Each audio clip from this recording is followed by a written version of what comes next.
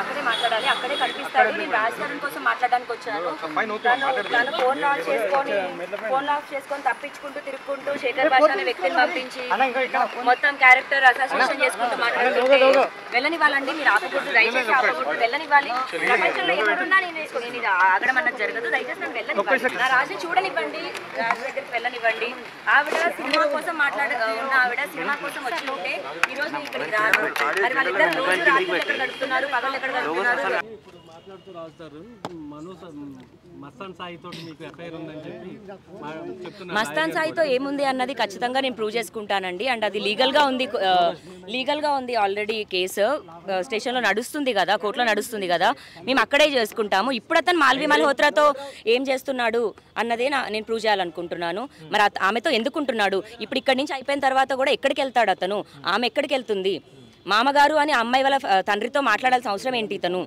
అంటే మీరు ఇప్పుడు ఇక్కడికి రావడానికి కారణం ఏంటి? నాకు మనిషి కనిపించట్లేదండి. ఫోన్లు స్విచ్ ఆఫ్ చేసుకొని తిరుగుతున్నాడు. అందరూ ఆయన మేనేజర్తో సహా అందరు నన్ను బ్లాకులు చేశారు, అసిస్టెంట్తో సహా. ఇంకెక్కడికైనా వెళ్ళాను నేను.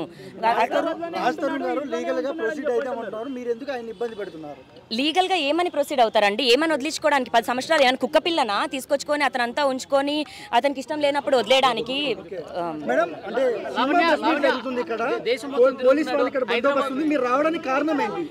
దూరం చేస్తున్నారా, అతను మేనేజర్ దూరం చేస్తున్నాడో నాకు తెలీదు. రాజ్ తరుణ్ ఇప్పుడు ఈ రోజు ఇక్కడ నుంచి ఎలా వెళ్తాడు సమాధానం చెప్పకుండా? 10 సంవత్సరాలు ఉండి వదిలేస్తాను,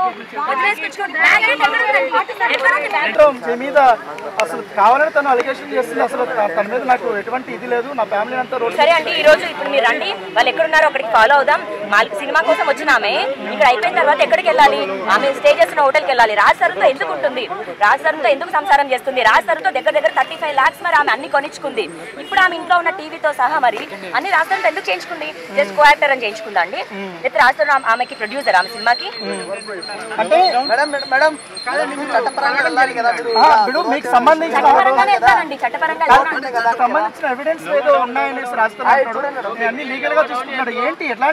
మరి ఎవిడెన్సెస్ మా లాయర్ గారు చెప్పినట్టు మరి మస్తాన్ని రాజే పంపించాడా, నా మీద చేయించాడా అన్నది మరి మీకు అందరికీ తెలియాలండి.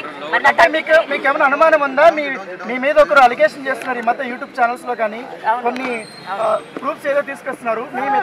మీ మధ్య జరిగినటువంటి ఆ సంభాషణలకు సంబంధించి ఎవరు లీక్ చేస్తుంటారు ఆ వ్యక్తికి? అవి మస్తాన్ పైన కేసు పెట్టాలి అని అన్నప్పుడు జరిగిన డిస్కషన్ అండి. అది రాజ్ తరుణ్ ఎంత ఉన్నాడు, ఎంత చేశాడు, నేను ఆ అబ్బాయికి ఎప్పుడు ఎఫ్ఐఆర్ కాపీ పంపించాను, ఆ అబ్బాయి ఏ లాయర్ ని మాట్లాడాడు, ఏ లాయర్ కి రాజ్ తరుణ్ ఫీజు పే చేశాడు అన్నది అన్ని 100% నేను డేవన్నే చెప్పాను కదండి. మొత్తం అండి అతను వేసే మాస్టర్ ప్లాన్ మీకు అర్థమై ఉంటే దయచేసి నన్ను ఎవరు తిట్టుకోరు. మరి రాజ్ తరుణ్ ఫ్యాన్స్ అందరూ ఫ్రెండ్స్ అందరూ అతనికి సపోర్ట్ చేయొచ్చు, బట్ నన్ను అలాంటి బూతులు తిట్టడం అన్నది కరెక్ట్. మాల్వి మల్హోత్రా అప్పుడు యోగేష్ మీద ప్లాన్ చేసినట్టు మీ మీద కూడా ఏమైనా ప్లాన్ చేస్తున్నారు? నన్ను చేస్తేనే ఇవాళ హెల్ప్ అని బయటకు వచ్చానండి. నన్ను జైలుకి పంపించిన వాళ్ళు నన్ను చంపలేరా?